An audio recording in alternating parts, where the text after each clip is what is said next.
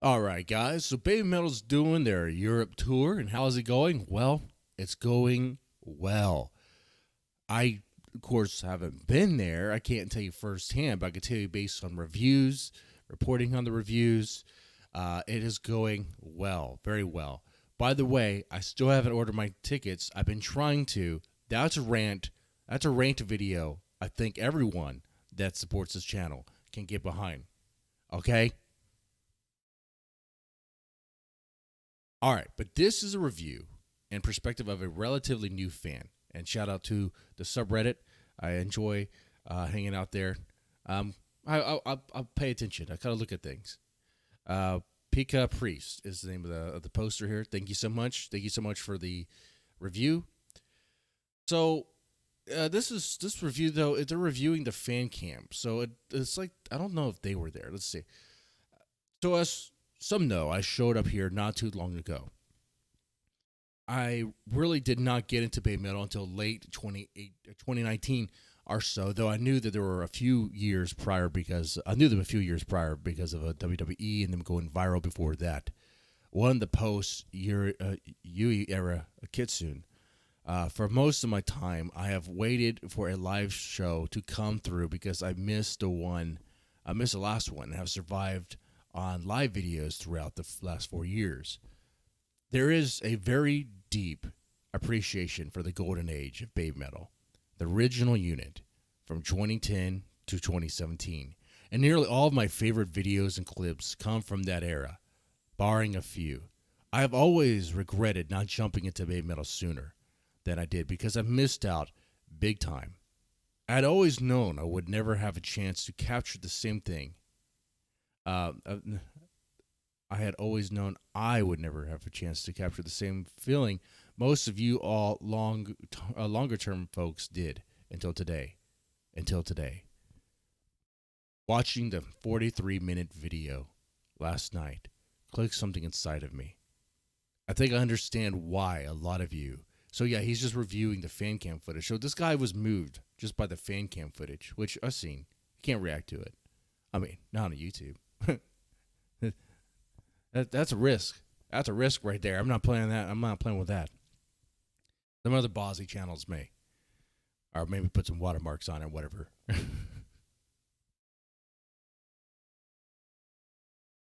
I fear the fox god at times. Okay.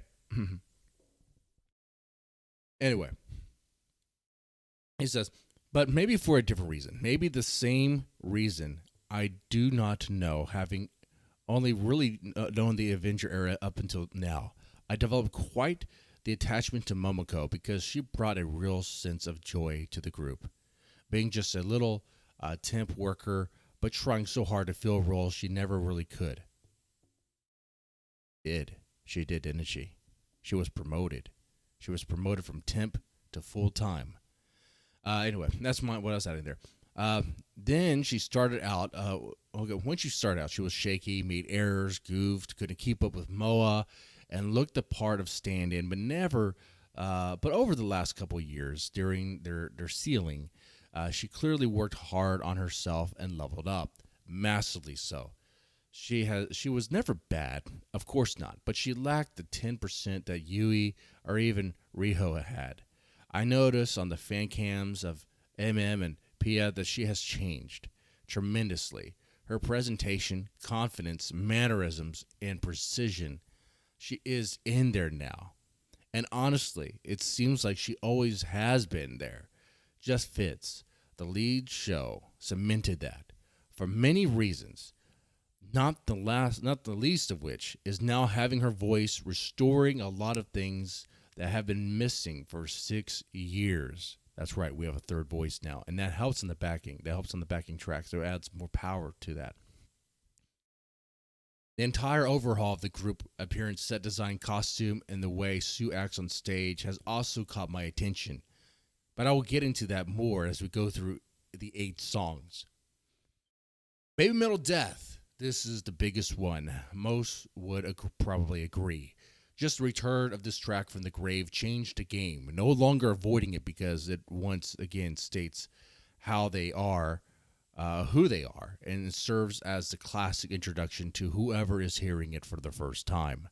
We have had Sabaton fans come in here, and I've seen it on Twitter, commenting about how good that song was and introducing them to baby metal. Something as simple as acknowledging the trio as a whole and restored. Shifted something. I, for the first time, like I was back with you, I felt like for the first time I was back with you in 2014.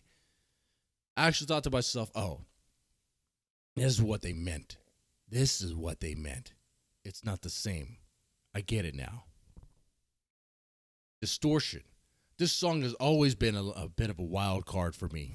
I also was not expecting it on this particular set list of our tour, as it was a Metal Galaxy staple, and I figured Divine Attack or Mirror would come here. I was pleasantly surprised. I do not have a whole lot to say here other than it was one of the better performances of it that I've heard in a while. Overall, it served as a very solid bridge piece to the next big wow moment for me in the next song, which is Megitsune. Megitsune, I'll add, is a baby metal classic that if you have a top 10 list, Megitsune is going to be there somewhere. Okay? If not, you're trying. You're trying. Okay? I don't know what you're trying to do, but you're, I guess, trying to be edgy. An edgy baby metal fan. Megitsune is not even going to be on my list. No, that's horrible. Megitsune, the very first baby metal song I ever heard, way back in 2014, not long before Give Me Chocolate was on Colbert. Just someone randomly at work was playing it, and I only heard about 30 to 45 seconds of it, and it never left me. Every performance of the song past 2018 just didn't sound right. They were good, yes. Sue and Moa always crushed it, but there was something very important about having a double chorus shouting Sore, and all the other lines the twins used to share. Having Momo Metal now chorusing Moa Metal restores that, and the song itself finally feels whole again. Leeds was the very first time Momo Metal performed Megitsune with vocals. That's right, she has a mic now. It is the first time I've ever heard that song live without Yui, minus the breakdown Soyas. That I did not think. It just doesn't sound right. Dual vocals matter very much. When counterpointing Sue Metal, there's a thickness needed there that even mighty Moa, as great as she is, could never fully get all by herself. Another good point is the way Sue addresses the crowd now. It's not as scripted sounding. Not like she's just repeating the same lines plus city name. Like in every other breakdown over the years, she sounded genuinely really happy to be there and see the crowd again. Actually talking to them. Look at that. And flawless, nuanced English.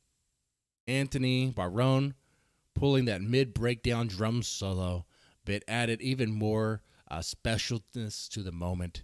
They were just letting loose and having a really fun time out there. Man, this sounds great. This review is great.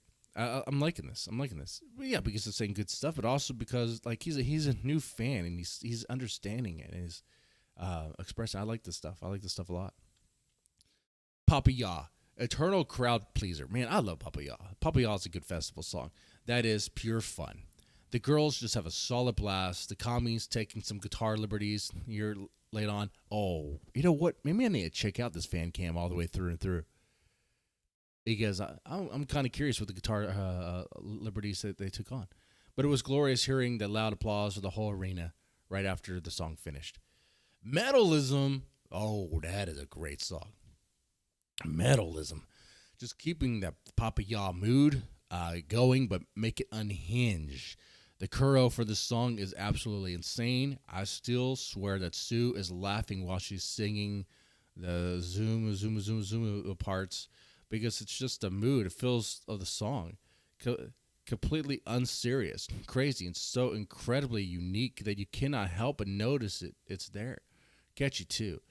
I heard it quite a few of the crowd singing it on in the fan cam I watched. Later half of the song, I think someone mixed the guitar maybe a little too high. You could barely hear Sue anymore, but I wasn't really complaining. It was just such an underrated solo.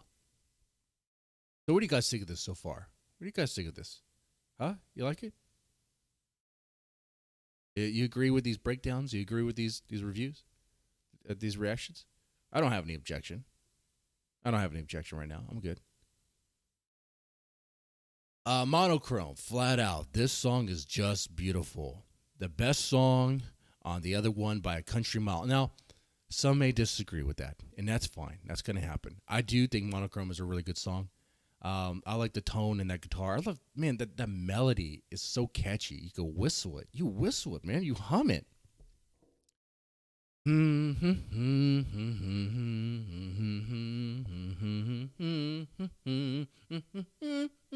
know what I'm saying, okay? My humming was probably bad, but it's so catchy. You're just bobbing your head to it.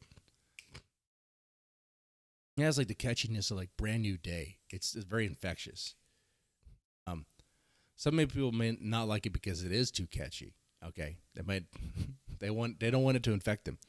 Anyway, quite possibly one of the best, one of the 10 or even 5 best songs in their whole discography.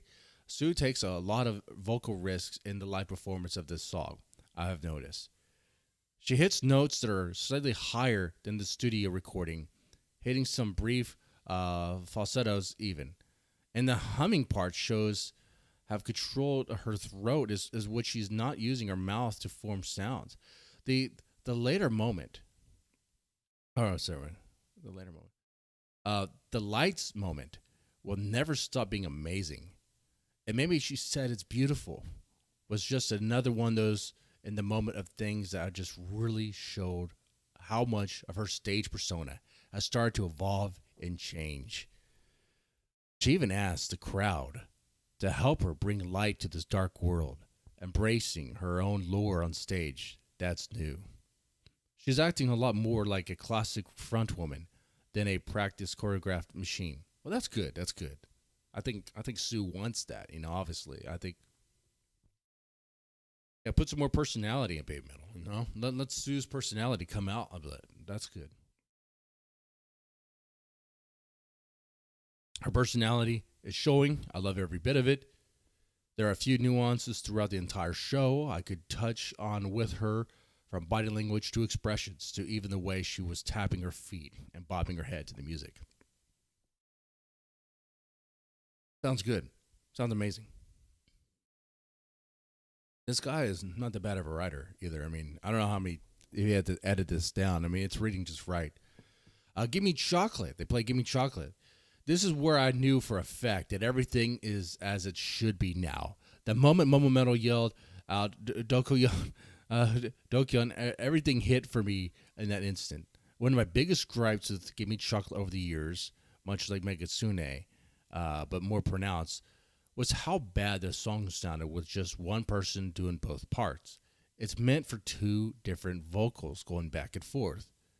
Always was.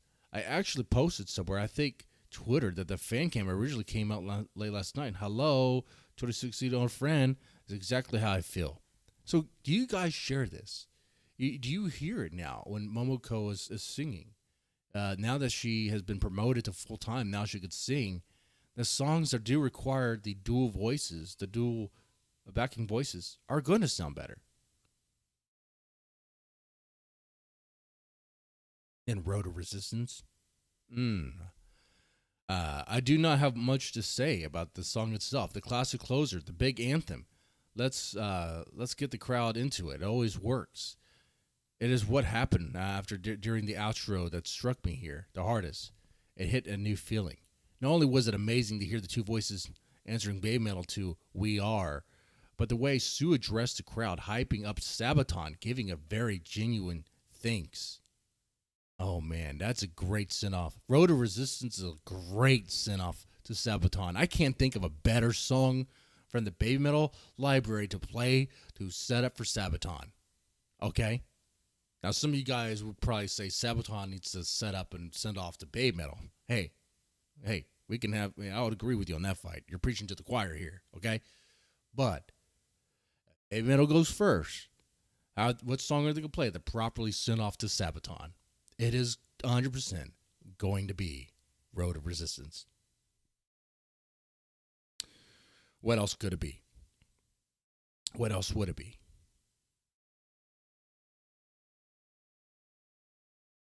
So I enjoyed this. I enjoyed this review here. I enjoyed the guy's take on it. I liked seeing how he kind of gets that importance that Yui brought to Baby Metal, and that it is returning with Momoko. Now some people are still about Yui, and I understand. Yui will always have a special place. Okay, um, but we need another voice. Baby Metal needed another voice, and Momoko earned it. She earned it 100%. And I think it's time to recognize that. I mean, I think people are recognizing it, right? I mean, who's not recognizing it? Um, yeah. With that said, you let me know what you thought about this, and y'all take it easy.